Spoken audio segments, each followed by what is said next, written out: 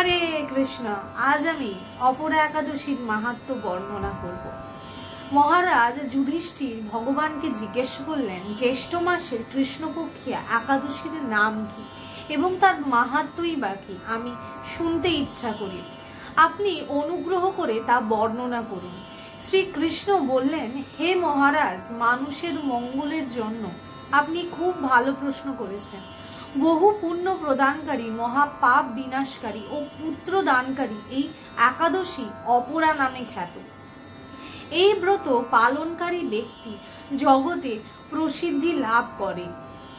ব্রহ্ম হত্যা, গো হত্যা, ভ্রূণ হত্যা, পরনিন্দা, পরস্ত্রী গমন, মিথ্যা ভাষণ প্রভৃতি গুরুতর পাপ এই ব্রত পালনে নষ্ট হয়।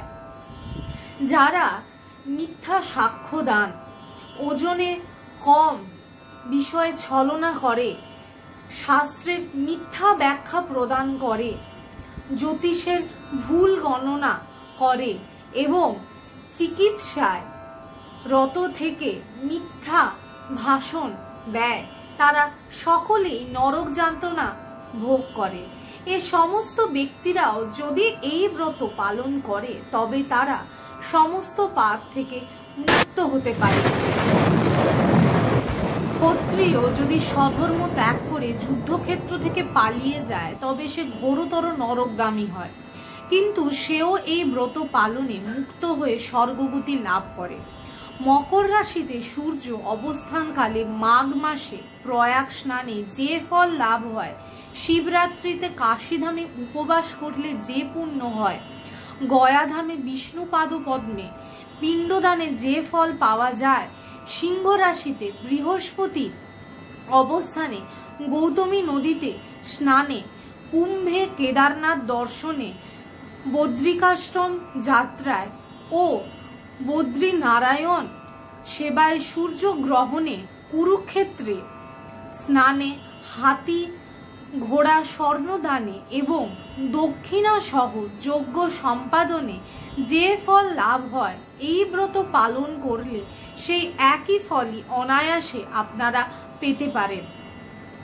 এবং এই অপরা একাদশী ব্রত পাপরূপ বৃক্ষের কুঠার স্বরূপ, পাপরূপ কাঠের দাবাগ্নির মতো, পাপরূপ অন্ধকারের সূর্য সদৃশ এবং পাপ হস্তি সিংহ স্বরূপ। এই ব্রত পালন না করে যে ব্যক্তি জীবন ধারণ করে জলে বুদবুদের মতো, তাদের জন্ম মৃত্যুই কেবল সার হয়। অপরা একাদশীতে উপবাস করে বিষ্ণু পূজা করলে সর্বপাপ মুক্ত হয়ে বিষ্ণু লোকে গতি হয়। এই ব্রত কথা পাঠ ও শ্রবণ করলে সহস্র গোদানের ফল লাভ হয়। ব্রহ্মাণ্ড পুরাণে এই ব্রত মাহাত্ম্য বর্ণনা করা হয়েছে। তো আসুন আমরা সকলে এই একাদশী ব্রত সফল করি এবং ভগবানের যত সম্ভব জপ আজ এই দিনে করতে থাকি। আমাদের ইসকনে বলা হয়ে থাকে এই দিনে শ্রীল প্রভুপাদ বলেছিলেন যত অধিক জপ আমরা করতে পারি ততই আমাদের জন্য মঙ্গলজনক। এমনিতেই আমরা 16 মালা জপ করি, আর এই দিন যদি আমরা 25 মালা বা তার অধিক মালা জপ করি তাহলে সেটা অত্যন্ত মঙ্গলময়। তো সবাই আজকের এই দিনটি সফল করুন। হরে কৃষ্ণ।